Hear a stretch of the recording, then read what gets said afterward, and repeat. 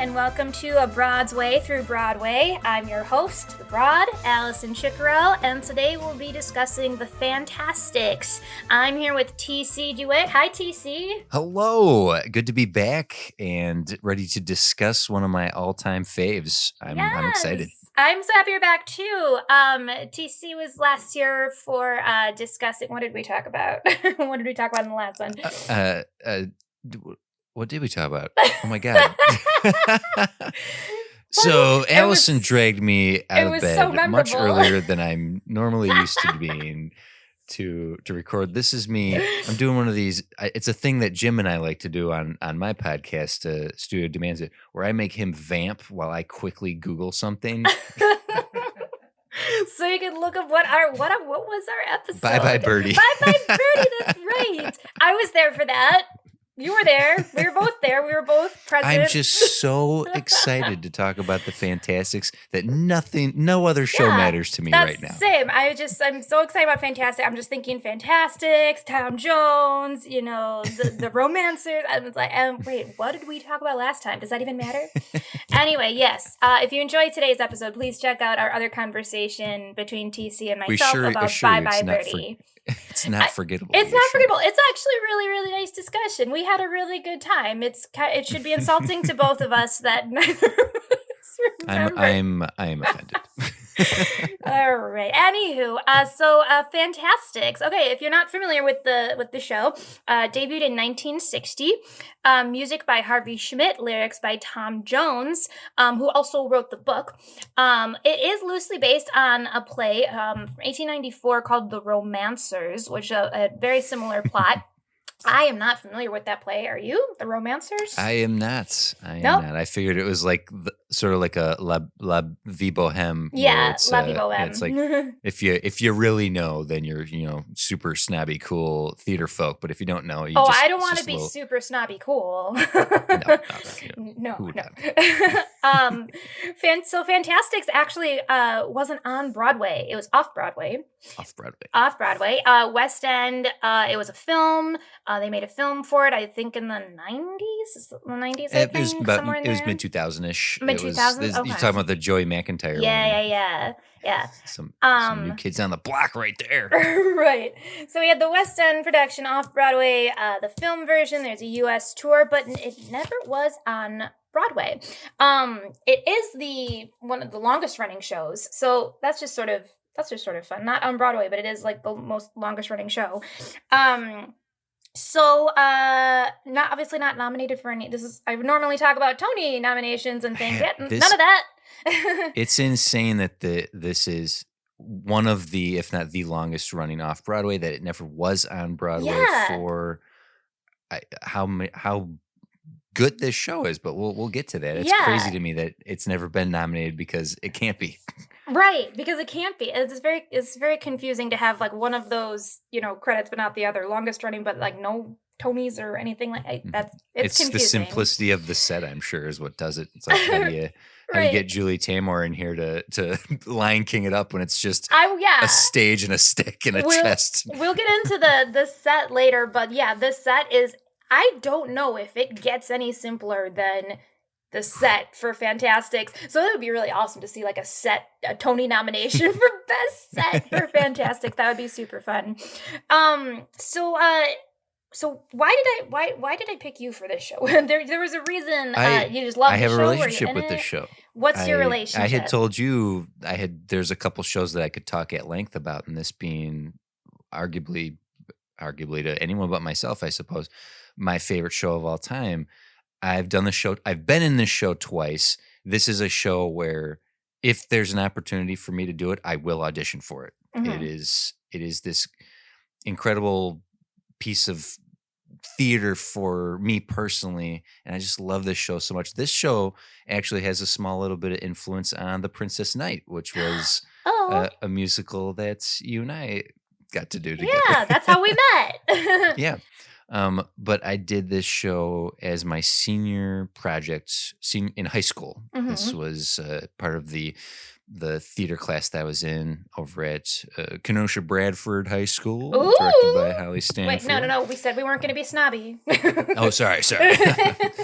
But this was the senior project. She assigned in our theater class shows to everybody. So this wasn't something I initially auditioned for. This was something I was told, you're going to be in this. Oh, who are you? And so I played Bellamy. I played one of the fathers in Nice. the first version. Cool. And I still remember every bit of that show. David Geisler played El Gallo in it. Uh-huh.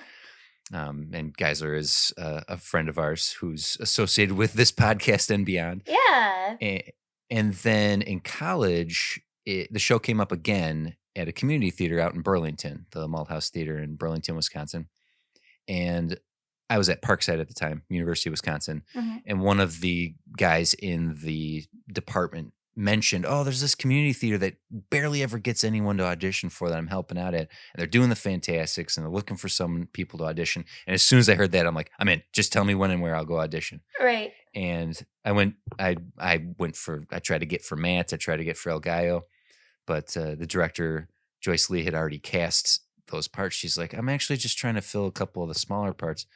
This is a 7-person show. So yeah, she was trying to cast Henry and Mortimer, which are the two players in the show. So they sneak in both acts and just ham it up for a good chunk. Yeah, and they don't have to sing, which is nice. You just need actors. You don't need need actors who also sing. So that's helpful. Which you had mentioned previously in your Little Shop of Horrors that it's kind of unsung heroes of musicals are the actors who can sing, not the singers who can act. Right. And I'm definitely never considered myself much of a singer. I can sing, but I love playing singers, right? Yeah. But that's beside the point. I ended up playing Henry, the ancient old man who gets up on the stage and got to play with a bald cap. And, awesome. And so that was the second time I did the show, and just have such fond memories. Brandon Gisling, who was acquaintance of ours. That's how I met him. Was doing that show. Okay. He played El Gallo in that. Nice. And oh god, just this show's so fun in its simplicity. Yes. And it's so lovely. There's 5-part harmonies in one of the songs. I don't know how anyone's expected to do that when 4 people are singing. Right. I can't remember. It's the ending of Act 1. Yes, yeah. I'm drawing a blank on the name of the song, but yeah, I remember my relationship to this show. I have 1,800 relationships to this show. The most recent one was we did it at my theater that I talk about in all the episodes, the Box Theater in Oconomowoc, Wisconsin. Cute little children's theater. We'll do adult shows now and then, sometimes like mixing the adults like with the kids if it's a show that is appropriate for that. Our production of the Fantasticks was back in early 2019, and I remember I was director and music director and choreographer for that show, and that number with the 5-part harmony at the end, I feel like that was like a week's worth of rehearsal, and everything else just sort of came together very simple, because it is a pretty simple show, because of how small the cast is, how simple the production aspects are. But yeah, I remember that was like, it's like, okay, we'll spend the whole week on just this ending of this one song. You're right here. Yeah, because it's not even the whole song. It was just the ending. It was just like the last like few bars of that song were just like, were just challenging. We got it. It was great, but yeah, definitely challenging. I think it's happy ending, right? Yeah, I think that's the name of it. Yeah, exactly. Oh my gosh. So I directed and vocal directed, choreographed the show, and we had a little girl. She's 9 years old at the time, 9 years old and short for her age, who played the mute. She played the mute. Oh, perfect. Yeah. Perfect. So because the mute is like, it's literally what it sounds like, the actor who doesn't talk, and they kind of act as like stage crew, and they interact with all the characters, and they're the set in many cases. Yeah, sometimes like they can play the stool. They can not an 8-year-old, but they can play. They're the wall for the most part with a stick. We had a lot of fun messing with the fact that our mute was like this very, very teeny itty bitty little girl on stage with the adults and the 2 teenagers who played the boy and the girl. And we also had 2 teenagers as the Matt and Louisa, just to get the characters' names. Oh yeah, Matt and Louisa. And Louisa. and then the old actor and the pirate. Henry and Mortimer. Die again, Mortimer. Die Yes. again. And and remember to fill up the stage. Don't cluster up when you die. Yeah, we had two teenagers as those roles too, and then we had two adults as the dad and an adult as El Gallo. And this little one, even from the very top of the show, when she's all the characters are coming out, and the dad comes out and he's sort of watering the garden, and the girl comes out with her little cardigan, kind of sits in there and be pretty, and they start instructing the little one to just go around, start setting up the show, setting up the set. And it was just so darling, and it kind of made me like, man, why would anyone not ever cast like just a little kid for this role of the mute? The littlest kid. because there's so many opportunities for comic stuff So there's not a wasted character in this. Oh my gosh, no way. Being the props and the wall, like getting involved in the fight if you choreograph it a certain way. Like, hey, I'm not. Yep. They don't have a line of dialogue, so it's all great Charlie Chaplin, Buster Keaton physical comedy. Yep. And to imagine you're making me grin just thinking about a little squirt playing. And she nailed like this kind of deadpan sort of comedy too. Perfection. There were some parts where I think the dad is like telling her, "Hey, go do something," like in the top of act 2, and she's sitting there with a little bag of grapes, and she just like looks up at him and stares, and just takes a grape like, I worked all of Act 1. I'm just having my snack now because I'm 8 and I want my snack. It was so darling. Obviously not traditionally done like that, but it's just kind of fun because you hear a character of a mute, and obviously every actor is going to go, well, I don't want to play mute. Like, that, like, I don't have any lines, like, whatever. It's a really fun, potentially scene-stealing role. So, yeah. So, my other relationship to this show is, and my dad, he's 90. He was in the 1962 premiere in Detroit. What? That's amazing. Yeah, he played. Who did he play? He played El Gallo. The bandit. Wow. Yeah, the bandit. El Gallo's known as El Gallo, and the bandit and the narrator, depending on how they credit him, but yeah. It was the premiere in Detroit. It was so I still have newspaper clippings from it. So that show's always just been special because it means so much to my dad. But yeah, having directed it, it's just an absolutely darling show.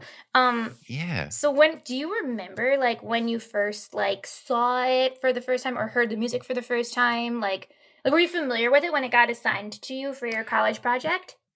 I was not. So my very first experience of it was being given the script, sitting down with I could just read off the cast, but to sit down with my classmates to read it and experience it for the first time, and just you have a boy and a girl meet at a wall, and they're told by their parents you two can't be together. Stay away from each other. But secretly, the fathers are like, the easiest way to get kids to do something is tell them not to do it. And so they'll fall in love, and we'll get to be in-laws. And they hire a bandit to give the son, Matt, a chance to be a hero and save the princess. Oh, and the bandit, El Gallo, comes with 2 actors who are going to participate in it.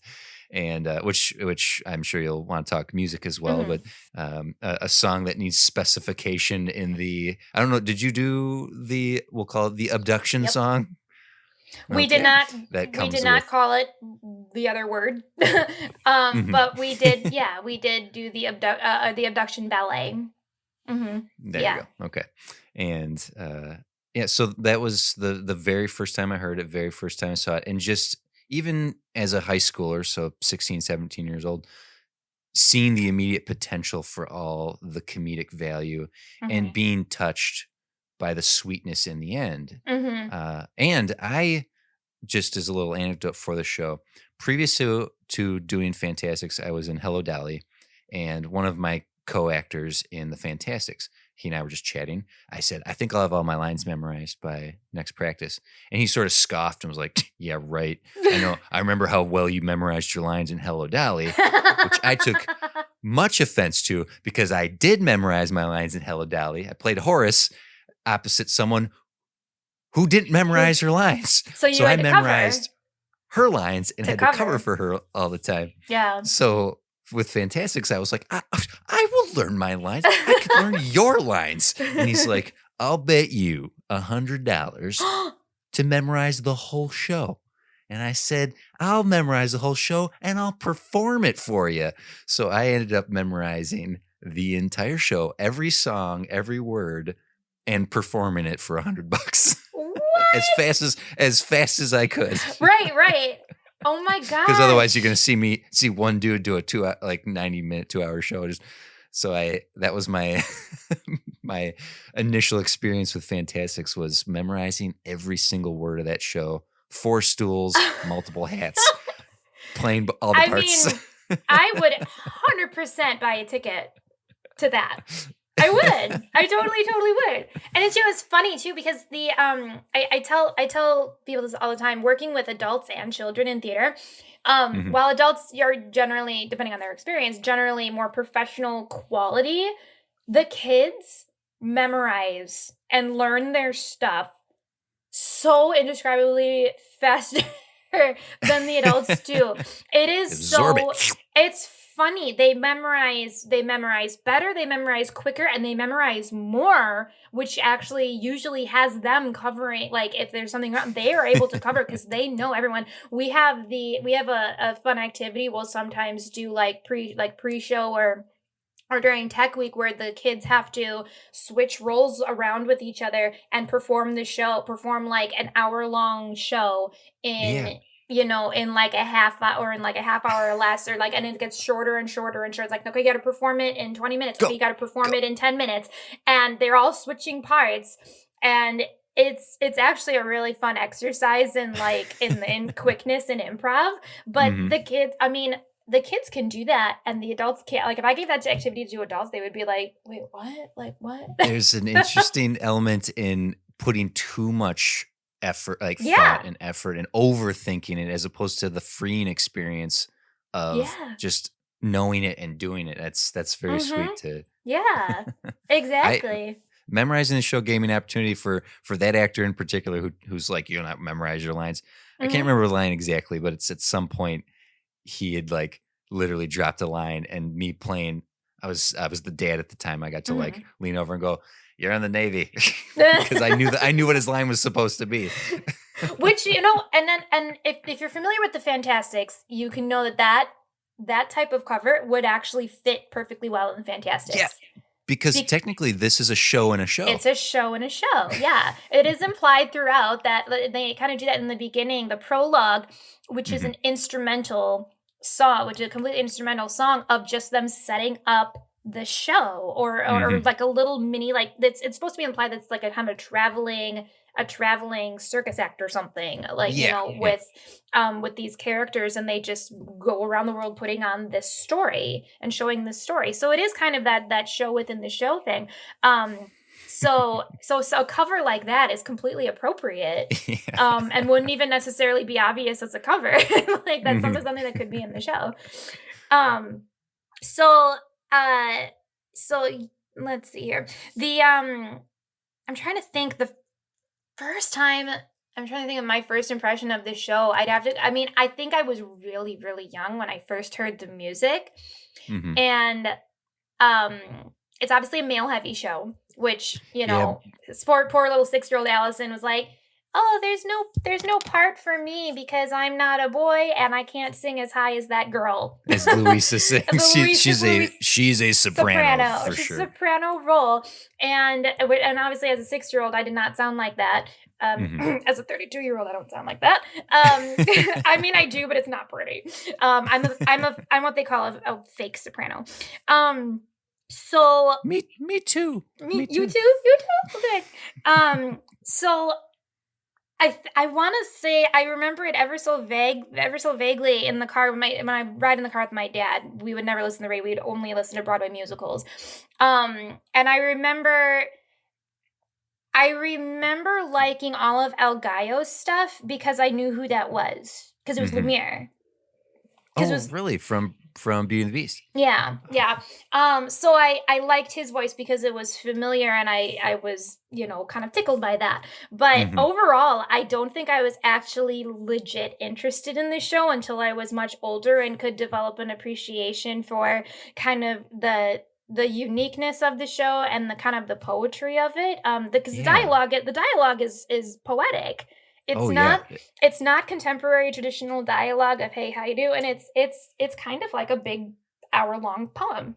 And to attach yourself to El Gallo with that in mind, he Mhm. has this he has the Glen poem, which I used as Yes. my audition piece for years, Yeah. where it's just before the finale where the first half is much more fun and fast and Once Upon a Time, sort of like Into the Woods, where the Yeah. Once Upon a Time later is the second half of the show. And El Gallo has the September songs, the opening and closing. Try to remember the kind of September, Mhm. which totally geeked out when that popped up in Captain America: Civil War. Yeah. Yeah. But he has the Glenn poem about Mhm. the when Matt and Louisa, when they are more or less tricked and innocently fall in love. It's silly, it's cute, but when they've experienced life and then they mutually find each other and they understand the experiences they've faced, that poem that El Gallo has is so sweet, and how he accepts his role as never a true participant and as Yep. this traveler and as someone who plays his part. It's Mhm. sad. There's this really underlying sweet sadness, and he's got the him and Matt's duet in Act 2 is phenomenal. Oh, Like El Gallo's, I can see it. I Mhm. love that song. I'll sing both parts of that song. Well, I Mhm. have sang both parts of it. Right. So I'm sure your attachment to El Gallo also came from your father, not Yeah. just Lumiere. Well, yeah, but because I mean, obviously, like I said, I was a little kid, and him trying to explain to me his production that he was in and why that was special. I was like, Whatever. "That's nice. That's nice." I was like, "I've been in shows too. That's nice." I didn't. I was. I don't know. I was a dumb kid. So, but yeah, it was just just somewhat of a familiar voice. And obviously with the not having ever seen the show until I was older as well, because I didn't see a production of this probably until I don't even know if I even saw a production of this until I was maybe after college. I think was the first time I actually saw a Oh, wow. production of it. Um, I obviously did not see my dad's show in 1962. Um, Time but machine. I'm telling you, it's possible. but the music it's not one of those shows where you can like listen to the soundtrack and necessarily follow what's going on. Yeah, you calling it a poem Mhm. is apt. But I do think seeing it older or just more mature and more Mhm. lived, having seen more shows, getting beyond the Disney and the Yeah. Rodgers and Hammerstein and Andrew Mhm. Lloyd Webber to off mic conversation, that once you've developed a love for theater, I think this is a show. If there's someone listening to this right now, if you don't know the Fantastics, seek it out. And this is the kind of show you see and you go, I got to do this. I got to Mhm. do this show. Well, because there's a role for everyone too. Yeah. The boy and the girl, Matt and Louisa, they're supposed to be teenagers, but obviously, in theater, it's like you can cast a teenager or 20s. Yeah. cast someone in their early 30s who looks like a teenager. The mute, as we've already discussed, it can be an old man, or it can be an 8-year-old little girl. Like, Hmm.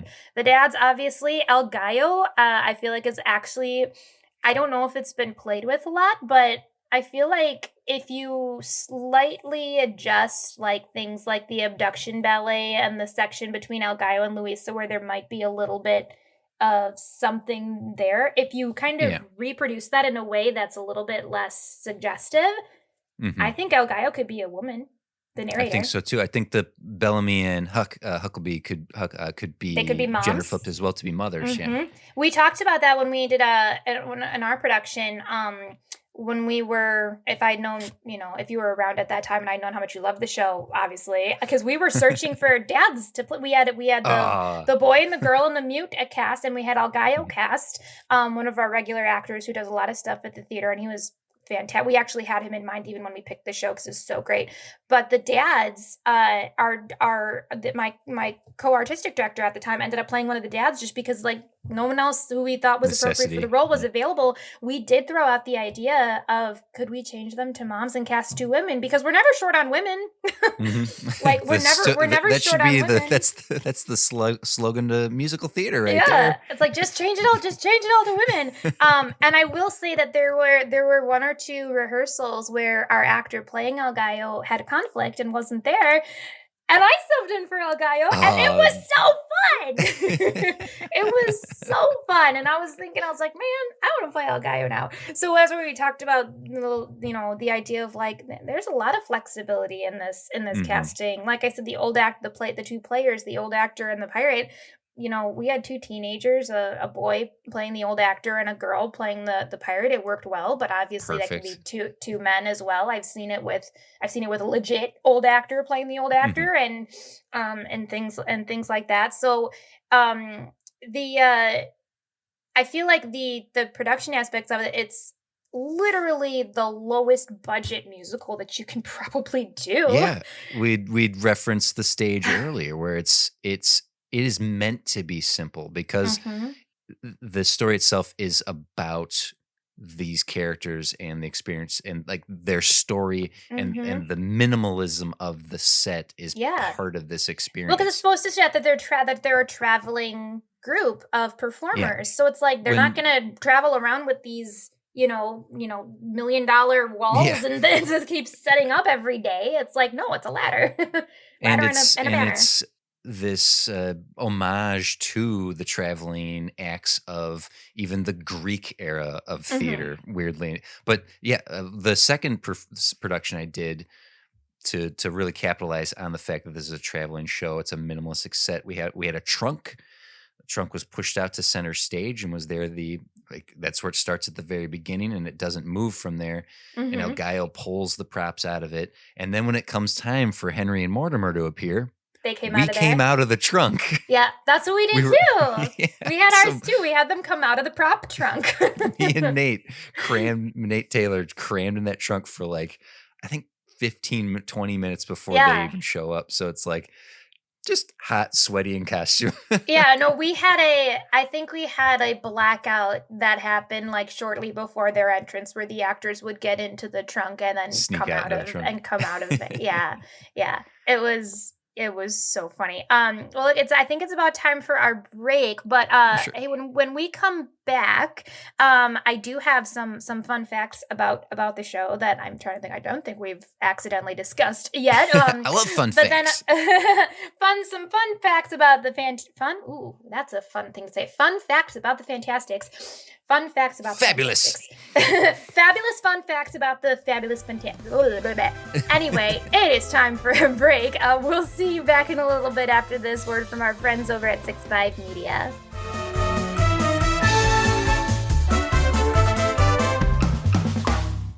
One heist, 6 plots for betrayal. When Raya Cautela cons 5 other thieves into helping her steal a magical artifact from the most powerful man in the world, she knows she's playing with fire. What she doesn't know is that the rest of her crew is just as underhanded as she is, and they all have plans of their own. M.J. Kuhn's Among Thieves, a fantasy heist novel full of twists, turns, and betrayal, available beginning September 7th wherever books are sold. Visit mjkuhn.com for more details. Hey, this is TC. And this is Jim from the Studio Demands It podcast. Where every episode we take a demand from a hypothetical studio, which could be you, and challenge ourselves to conceptualize, pitch, and craft a film based on the stipulations or the demands we are given. We talk about movies all the time. Particularly, we complain about the choices made in the films we've seen. We're nerds like that. And, of course, like any good nerd does, we automatically assume that we could do better. Even with the demands and restrictions that clearly must have been put on by a production. So head on over to studiodemandsit.com and listen to our previous library of previous episodes. Our precious library, Jim. Our library of precious episodes. You're a pirate, Smeagol. Okay. So head on over to StudioDemands.com to listen to our library of episodes. And submit your demand for a future episode, too. So go do that.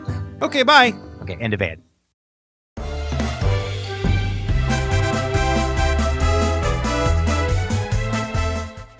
We're back. I hope you enjoyed intermission. TC is singing. What are you singing? Are you singing Try to Remember? Try to Remember. Yeah. Try to Remember. Beautiful, beautiful song. Go listen to it. Hit pause on our podcast. Go listen to it and come back. This is a Broadway through Broadway. I'm Allison Chicorel. I'm here with TC, and we are talking about the Fantasticks, musical Fantasticks, off-Broadway, never on Broadway for some reason Crazy. that I don't understand. So during a break, I was looking up some fun stuff about this show. I stumbled across this article that actually has some really kind of fun facts about the show. So Tom Jones, the writer of the book, the book of the show, and the lyricist for the show, it says Not that Tom Jones. He's not the Australian pop singer Tom Jones. That necessary to say. It's not unusual to be loved. It's not that Tom Jones. Oh man, I didn't even think of that. Oh my gosh, I'm so glad. It's the first thing that always pops in my head. I'm so glad you said Tom that. Jones wrote the music for us. The Carlton dance guy? No, not the Carlton dance guy. Different Tom Jones. There's probably a gajillion of them out there, but yeah, different Tom Jones. So originally, the Fantasticks, the quintessential musical about love and romance, was going to be performed on horseback. What? Tom Jones and Harvey Schmidt first conceived of writing a contemporary version of Les Romanesques, which translates to The Romancers, as we said before, a play back in the 1800s. Itself a spoof of Romeo and Juliet. The two Texans were going to set it on a couple of adjoining ranches and title it "Joy Comes to Dead Horse." And in addition to this, they wanted to perform that with real horses on stage. And well, there goes the simplicity. They soon came to their senses, which is a good thing for us and the crew that would have had to clean up after every show. Oh God, yeah, you're right. I'm thinking of the logistics of just trotting around. Those horses are gonna go when they gotta go. Oh my gosh, can you? I mean, we got Miss Saigon where they fly a helicopter on stage, and Drowsy Chaperone with the plane, not a real plane, but nevertheless, like a plane. And then you got the King Kong musical. I don't know if you've seen the size of that robot puppet of King Kong. Oh. So you got stuff like that. I like the Cape Monster puppet from Avenue Q that comes over the stage. So, I mean, obviously, amazing things can be done, sure. But I mean, my goodness, even Warhorse and Lion King didn't have real actual lions and giraffes and horses and zebras. I'm just imagining Matt and Louisa either love song where they're just sweetly singing to each other and a horse is just like. Now, don't get me wrong. I love horses. I lease a horse. I go horseback riding numerous times a week. I love horses and I love theater. It's literally my two passions is horses and theater. But I don't support this idea. I don't think so. I don't think so. Well, thankfully they changed their mind. Yeah, that was probably a good choice. It ran for 42 years in the small off-Broadway Sullivan Street Theater in New York City, and is still growing strong to this day. I'm trying to think if there even is any show. Obviously, dogs end up on stage a whole bunch. Certainly. But I mean, gosh, but even the dogs, they decide to go potty on stage, and it's like, and it's funny, and then figure it out. But it's like, horse. I did. We had already talked about this, the simplicity of the set and the simplicity of the show, and what a weird dichotomy you'd have there between what's the horse version of the Fantasticks versus the chest. A wall is a stick held by a mine. To know that they started with let's do the show on horseback and went all the way down to let's have the set be a ladder and a banner. Yeah. And use one of our actors as like every other kind of prop and set piece that we need. Mhm. Like that's a wow. That's problem solving. It's fine. It's like, here's the idea. Okay, hear me out. Here's what it's gonna be. Okay, that's your budget's a little smaller. Think a little smaller. Okay. Well, how about this? A little smaller. Just tell me what my budget is. You don't have a budget. Perfect. What do I got in my garage? That's so funny. Oh my gosh. So Tom Jones, not the Not Carlton Dance. Thank you. Tom Jones and Harvey Schmidt wrote this show. Harvey Schmidt, so he's the composer. His other works, he has a handful of other works. His best known ones, most well-known ones is 110 in the Shade, I Do, and Celebration. I must admit that I've heard the score of Celebration once. I was not a fan, so I only listened to it once and never had any desire to see a production of it or listen to it again. Just didn't find it very catchy or interesting or anything. That's how I feel about Spring Awakening. But that's a conversation for another show. Right? And then 110 in the Shade and I Do. A couple songs from those have popped up on my XM Broadway radio. So I've heard a couple songs from each of those, but never a song that really grabbed me that made me go, this is awesome. I want to listen to the whole soundtrack. So that's all sounded super insulting to Mr. Harvey Schmidt. It's an interesting observation because we're here just I'm going like, oh, I love this show, and I do think there's some magic to be had here.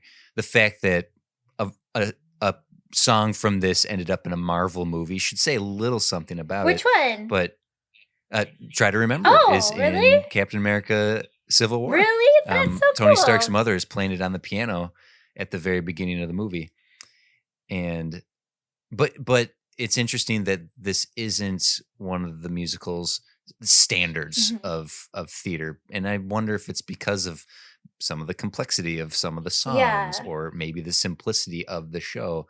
And so I'm not surprised that there's these additional shows that honestly until this moment I'd never even heard of. Well, I've heard of them, like I said, XM radio. They'll play a lot of popular stuff, but now and then it's certain of the radio DJs they'll play. Some of them are known for playing the classics. Some of them are known for playing more contemporary stuff, and some of them are known for I love all of the lesser known musicals. I'm a fan of the unsung. Like clearly Shakespeare's the man, but how many people know Two Gentlemen from Verona, right? And people. It's the precursor to Romeo and Juliet. Yeah. Some people love Rent, but how many people know Tick Tick Boom? Another very very I simple like show. Tick Tick Boom better than Rent. I do too. Okay, I'm glad I'm in good company. Yeah. This happens a lot in musicals too. I'm always a big appreciator of kind of the underdog. So it's like there's the underdog show, like Tick Tick Boom is an underdog to Rent. Things like shows where there's like the main character has like her big solo and then her sort of lesser known solo, the other solo that she does, but it's not the one that the show is known for. It's not the one the character is known for. I always like the lesser known one better. Yeah. I like it better. I can attest to that. When I asked you what your favorite Disney song was, and you were like, Belle's Reprieve. Like, it's really good. It's so much better than the big ensemble number of the original one, like the actual song. Yeah. So I don't know if it's a matter of like, oh, I feel bad that it doesn't get enough attention, so I got to give it some extra love. I don't know if it's that or maybe. It's just like, I don't know. There's just something that piques my interest about that. So yeah, that's you would think. With that logic, you would think I would actually be a huge fan of Celebration because Celebration is totally the underdog to Fantasticks because it's very similar to Fantasticks.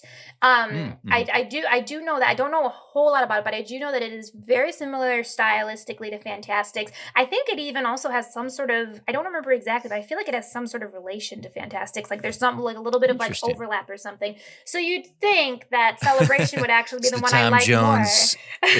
It's the shared universe. Yeah. It's very ahead of its time. I think Wow. I'll have to.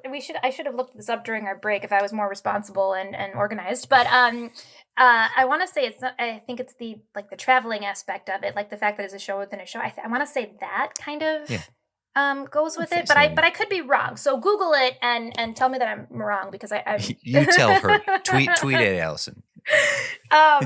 So let's talk I want to say scenes and songs from the show, but there's very little dialogue in the show. It's not one of those shows like Rent, where it's entirely sung. There's definitely dialogue, but it's definitely heavier on music than dialogue. Made it easier to memorize, I'll tell you that much. Because it really is like musical number after musical number with interconnected, like very small scenes to just basically preamble you into the next musical number. Yeah. And that once again goes to your observation that this has a poetry aspect to yes. it. Yeah. So do you have a favorite? Do you have a favorite like song or scene or even like a like portion of lines like from one of like El Gallo's poems or anything like that, lyrics, anything like that? Well, I did mention that where did this begin? It begins in a glen, in, for lack of a better word, we'll call September. That monologue I used to audition all through college. That was like my go-to dramatic monologue. And so that holds a special place in my heart. I quote the Huckabee and Bellamy's "Dogs like to bark and birds like to sing." The always say no song that comes to me often. But my favorite song in here is I Can See It, the Matt and El Gallo song. Yes. Because it's this awesome duet, and it's layered with some really harsh reality from this naive young man's perspective of what he thinks the world is, and El Gallo, who has this layer within him. As mentioned before, he's someone who plays his role, and he knows maybe he'll never be, he pretty much has accepted he'll never be the hero. And it's a much more mature perspective of the world. And that song is this coming of age song for Matt and with El Gallo being like, Matt saying, I can see the world this way. And El Gallo's like, you're going to be really disappointed, man, unless you level off your expectations. And the companion piece to that, which is Round and Round, which is Luisa's coming of age song in Act 2, which has some of the best dark comedy in the whole piece because she keeps seeing the world, but it's just, oh, look at that guy over there. And it's Henry and Mortimer torturing Matt, beating him to death and setting him on fire. And like, I feel bad for the guy. It's so much awkward when we did that show. It was so much awkward laughter in the audience because they're not, it's like the dark comedy is like, it makes you like, I think this is funny, but like, oh my gosh. It's also sad. Yeah. But if it's I love Round Around, but I Can See It as Matt and El Gallo's song is just this. I love shows like this where every time I come back to them, and that this isn't exclusive to the Fantasticks, but this happens often where we discuss Bye Bye Birdie as well, where it's a generational show. Yeah. And I think once you age up into the next like age bracket within the show, you start thinking of it differently and you start experiencing it differently. And to have Matt and Luisa's perspective of young and naive and ready to face the world and hopefully not let it destroy you versus a more college age seeing it and going, oof, I didn't see what I see now. And then to become an adult and see it again. I love this show seems so simple, but yet there's all these beautiful layers into it. And I think nothing embodies that more than I Can See It. Yeah, no, I totally agree. I'm gonna have that song stuck in my head all day. So I would have to guess that you would love Luisa's solo in the first. Well, honestly, no, because you said you liked El Gallo. I do. I like El Gallo. I obviously have a soft spot for Try to Remember just because it's so pretty.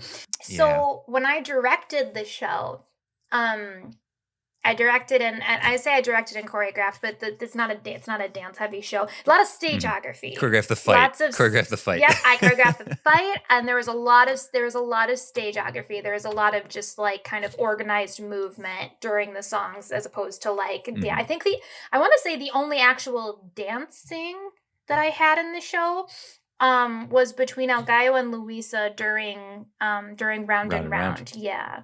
He would kind of twirl her around from different areas of the stage while Matt was getting tortured.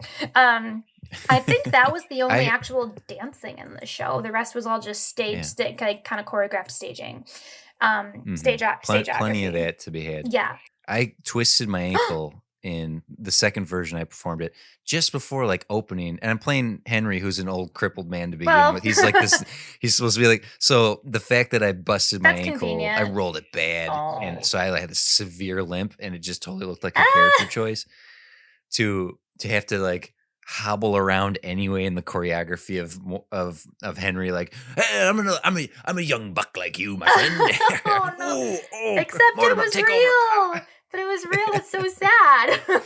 Oh my gosh. It worked very well. If I had played any other character, I've been very sad to have hurt myself. But oh my gosh, the fates were kind. The musical theater muses were kind to me. Well, okay, so as I said before, my favorite character is it's not the character that I would have a chance of playing. It's actually El Gallo. But my favorite. My favorite number, at least from the director's side of which one I had the most fun creating with the actors, was one of the very few songs that he's not in, which is the opening of Act 2. The Plum is Too Ripe. Oh, yes. Yeah. You're standing in my kumquat.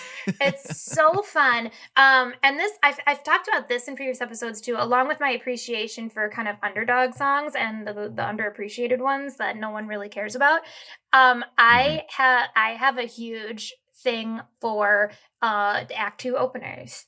Like I thought about like I make up cabarets a lot at my theater because they're just easier to produce whenever we just need a little extra show somewhere, like for ticket sales or something. And so I come up with themes all the time, and I've come up with a couple ideas of a cabaret where the theme is opening Act 2 opener songs, like we just do a bunch of Act 2 openers fun. Because they're always so like I realized this once when I was like I was listing out like a lot of my overall favorite musical theater numbers and just ones that came to mind, and like the first like 12 that came to my mind, almost all of them were the Act 2 openers, and I was like, I see a pattern here. Like I like Act 2 openers. You got to get people's attention. Yeah. Like, hey, I know you had a fun intermission, but we're gonna blow your doors off when you come right back. Right. Hell, not to be so self-indulgent, but my favorite song from The Princess Knight is the Act 2 opener. Yes. Which I don't know if you've ever even heard, but it's a 4-part. Between all the villains, all the villains get to sing together in the. It's got to be something about that. Like they're, after intermission, maybe you had a snack at intermission and you're tired or whatever, or you're ready for the show to, get done or whatever. You got to wake them all back up. Welcome back. Yeah. So I love that this second act opens up with a Once Upon a Time again. Yes. Just very much like Into the Woods, where it's like you get a complete story in Act 1. The moon in the moonlight, you get this beautiful love story, and then the sun comes up and things look different in the light, and that whole second act opening song is a great song. It's like everyone's now angry and hating each other. So and that's funny that you mentioned it, because Into the Woods is like that. I don't know how familiar you are with junior musicals. Through the Musical Theater International licensing site, they have this thing called Broadway Junior Series, which is basically all these shows that now have junior versions, and there's everything from like Little Mermaid Junior to Guys and Dolls Junior and Legally Blonde Junior and Drowsy Chaperone Junior. Really? Is there like a Rent Junior in there? There's a Rent School edition where we're all addicted to candy. Yeah, right. I know. I think my friend JW and I came up with Rent Junior. It's called Allowance. Oh, that's fun. And everyone gets chicken pox instead of AIDS. Oh, instead of AIDS. They all get chicken pox. I'm giving you a round of applause on that. That's awesome. So, But I was thinking about it, Into the Woods Junior. They do have an Into the Woods Junior, and they were like, well, how do you make Into the Woods Junior? Like all that dark stuff in Act 2. The Into the Woods Junior script is only Act 1. That's all it is. It's literally the exact same thing as awesome. Into the Woods at regular, except they just end the show at intermission. And they all live happily ever after. Yeah. And it's like, and there's none of that stuff in Act 2 that's too dark or inappropriate, for age like 8 to 18. You die. Yeah. So it's and then when you said with Fantasticks, because Fantasticks does have, it starts and then it ends Act 1 with a happy ending, like the show is over right before El Gallo says, hey, it's not over. But I thought like Fantasticks Junior. There you go. It's just Act 1. You just do the first Just act. do the first act. Like, no abduction ballet. And things like that. So, but I don't know, it just kind of popped into my head. It's funny because I think I talked about it in my last episode with Matt when we were discussing Drowsy Chaperone, and that you can hear my opinions of my super snobby opinions of junior shows and when they work and when they don't. Yes. As if allowance, chicken pox. I love it. So so my favorite one to direct was The Plum Is Too Ripe, I think, because it's in my opinion, that and I think Try to Remember, in my opinion, are the most melodic, instantly likable songs, I think. I feel like those are the two songs where it's like the first time you hear them, you like them, and they kind of get stuck in your head. I Try to Remember is the only one I can play. I can play that song because it's got a melody to it. It's got a hook to it. Not that the other songs aren't catchy. As I said, I love, I can see it in the Plum Is Too Ripe and so much more the love song between Matt and Louisa in the end. Much more. But Try to Remember. Try to Remember definitely has the hook. Yeah. Which is great because it opens and closes the show. Right. And I have a story about that I want to share later after I hear about who you would cast in your production. You're directing this. It finally got to Broadway, TC. It finally got to Broadway. Boy. Oh my gosh. And you're directing. Who's in your cast? Well, I only have a couple, but I'll admit my breadth of knowledge in terms of like currently performing Broadway actors and performers is limited. But you can time travel if you want. If even then, I'm like Bernadette Peters and everything. Bernadette Peters and Nathan Lane and Angela Lansbury. Go. There you go. Well, funny enough, I would definitely say Nathan Lane and Matthew Broderick as Huckabee and Bellamy as the fathers. Gosh, I think cute. Because they've already done such a together. dynamic duo. Yeah. Yes, that between producers and did they do Odd Couple together? Their dynamic would play off each other perfectly for those two fathers. Yes. And thinking of El Gallo, who is a leading man without being the leading man. Jonathan Groff is the one who pops in my head for that, where it's like, hey, we got, I always think, we got him in Frozen and we gave him a reindeer song. Yeah, right. they forgot they had Jonathan Groff and his amazing ability. I think, did you watch the Frozen 2 documentary making of on Disney Plus?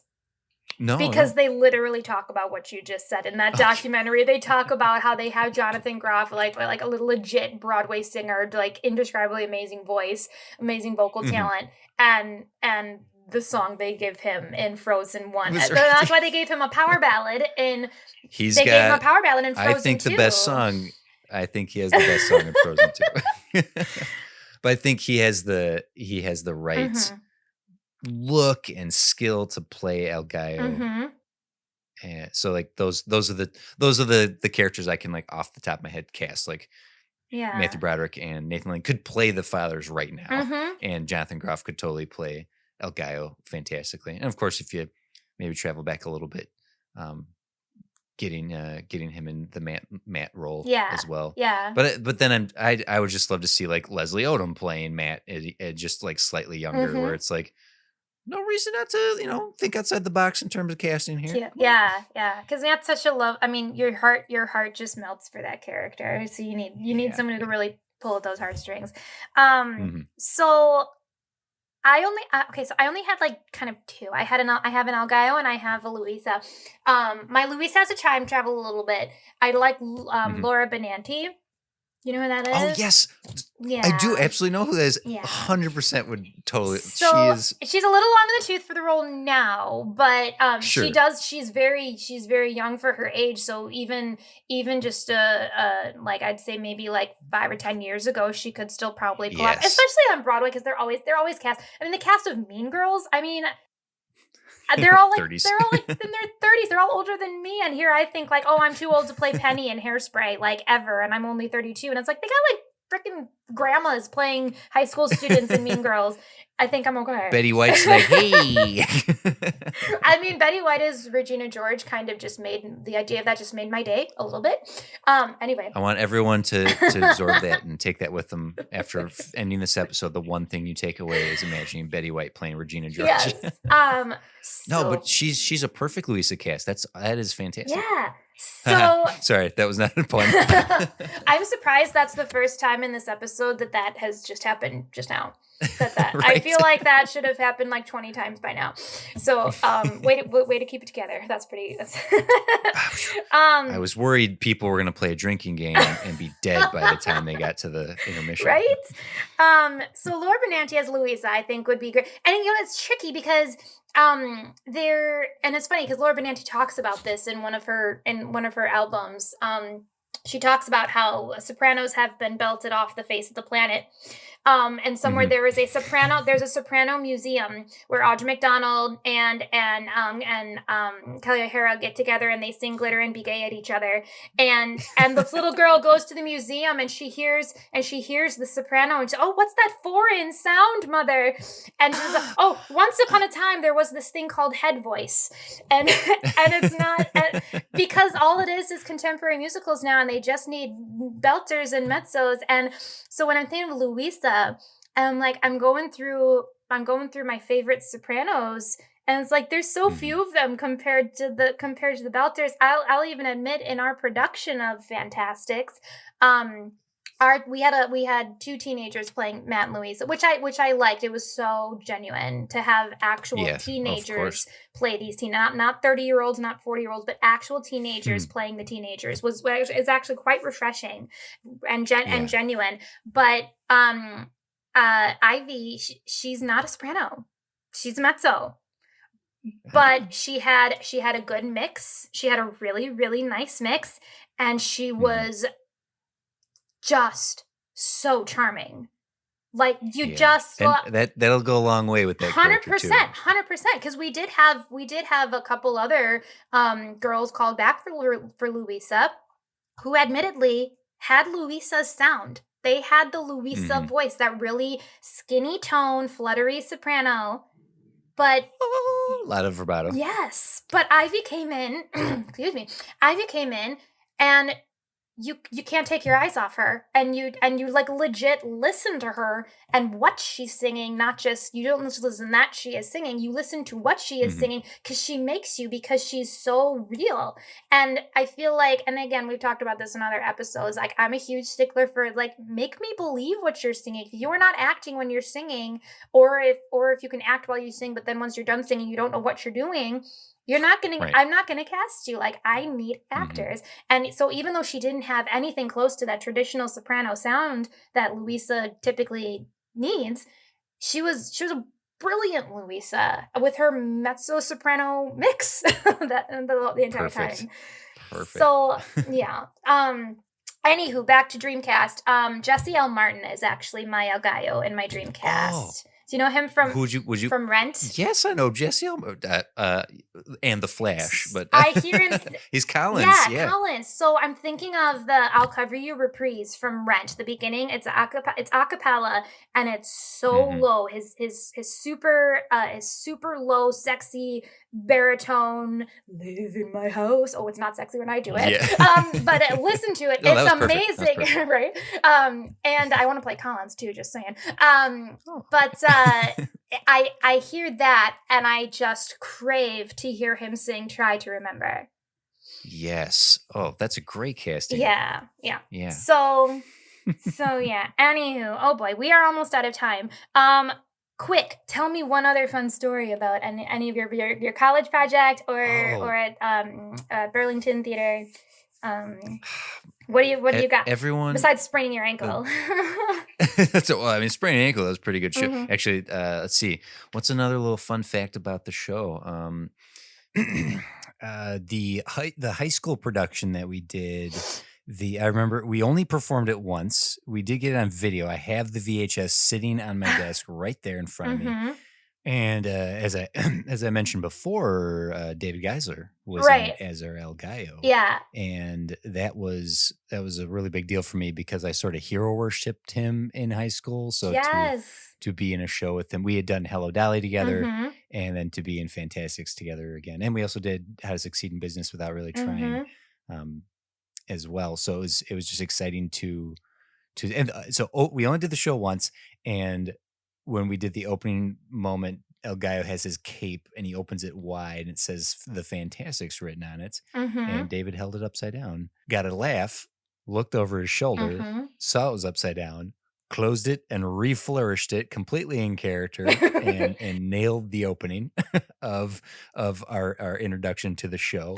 So that's just, proving his ability and skill as a performer right there. Mhm. I guess Will Ray was our Matt in high school, and I did that production, and he went on to be Jan Barry in the off-Broadway the traveling Broadway production Ooh. of. So I guess it's a little name drop rather than a fun fact. That's but okay. He in Finding Neverland, he played the Yeah. traveling Broadway show Jan Barry for that. Cool. It was just, I had mentioned the doing Fantasticks at the Burlington Theater was the first show I had done there. I did a handful of shows. I did Bye Bye Birdie there as well. And that community theater, it's a little 100 seat theater. It's just like your box theater. And doing the Fantasticks there, Fantasticks already being this special show to me from doing it in high school to there. And then starting my relationship with the Burlington Malthouse Theater, and Fantasticks being a small influence on The Princess Knight, which I originally did the original show at the Hayloft Theater, the Malthouse Theater. That it all starts with Fantasticks. So Holly putting me in Fantasticks in high school, the dominoes of my life fell in such a fashion that The Princess Knight exists due in many parts to the Fantasticks itself. So that's not so much specifically a little tidbit about the show, more like a personal fun fact about the show. That's amazing. Oh my gosh. So I have and that Princess Knight brought you and I together, which we'd said earlier. I mean, so like that's the best part. We never would have met. That's the best. We might have met, but that's the best part. This podcast probably wouldn't be happening, if it wasn't for Fantasticks, which then caused Princess Knight, which then, led to this. So that's brilliant. That's wonderful. I'm gonna leave off with one, and it's just a little idea for any other theaters out there who are ever thinking about doing Fantasticks. Like we've talked about, it's super, super low budget. You buy your license for it, and that's the only large expense for this show, honestly. So I do suggest it for, especially, theaters, struggling financially after a pandemic or anything like that, looking for just something simple to do. It's a great show. My last little, inspiring piece of advice, again, kind of coming full circle to the beginning when I talked about how our production had a little girl playing the role of the mute. This is I believe it's in the script. But it isn't, and it's an optional part of the script if I recall correctly. It's not required, but it's an option for production. Where when we sing "Try to Remember" at the very end of the show, the finale, "Try to Remember," and El Gallo sings it, and the very last lyric "and follow" can be sung by the mute, where the mute finally says one little thing. And let me tell you, the first rehearsal we had, we didn't even focus on that until probably like good 2 or 3 weeks into rehearsal, because we asked our little girl playing the mute because she'd never sung by herself before. She had been in one musical before, and she had never sung by herself before. And we said, it's a 2-word solo. If you want to do it, we would love you to do it. But if you're not ready to sing by yourself, we're not going to make you. And she said, she asked, no pressure. She asked, can I think about it? And I said, that's fine. So we didn't rehearse it until like week 3 of rehearsal. And she said, I think I'd like to try it. Okay. And we ran the song. And when we got to that part and her little voice and follow, the cast broke. The cast lost I'm it. feeling it right Like, now. I'm tearing up just even remembering it. I hate myself that I did not have a recording going at that time because, oh my gosh, it was the sweetest thing. It was the sweetest You're thing. choking me up just thinking about it. That's amazing. Then the whole cast just, it hurt. It was so hard melting. It literally hurt a little bit. It's precious. I remember texting her parents like, "Oh my goodness, Lily." She just broke the show. She just broke the show, and she's going to break the audience, and no one's going to remember anything else that happened in the show. They're just going to be like, "Oh, that little mute." So yeah, it's so my point is, if anyone's considering doing this show, consider a little kid for your mute. She will up ticket sales. She will up ticket sales because she's a cute little kid, and cute little kids bring in the crowds. And Fantasticks, it's one of those shows. It can sell out, or you might end up with itty bitty teeny tiny little crowds because it's really well known among theater people, but it's not well known at all among the community. The community knows Annie and Oklahoma and Cinderella. Theater people know Fantastic. So if you're one of those theaters where it's like you're thinking of doing it, but maybe, we're a little worried about ticket sales and how the show will financially do, throw a little kid as your mute. Get a kid in there. Get a kid in there. Yeah. So that's my final note on the Fantastics is a little mini suggestion there for theaters out there. It's just an idea that it worked great for us. So yeah. Well, we're about out of time, but thank you so much, TC, for joining me. This was so fun. Yeah. I'm gonna remember that we did this, unlike like our other Please episode. do. Yeah. If you need to, or if you're gonna do the Fantastics in the future and need yes. tag me in, Coach. I'm ready now that to play. I know that you want to do all the roles, we'll get you in for sure. You can find us if you like on Facebook, Twitter, and Instagram. Also iTunes and Google Music and Spotify at Broadway through Broadway. TC, you got some any social media stuff you want to share? You can find me on Twitter and Instagram at TC's Big Head. And if you'd like to hear another 6-5 production, The Studio Demands It is the screenwriting podcast that I do with Jim Brzelik, which I'm going to try to convince Allison to come on one of these days. That's me. How exciting.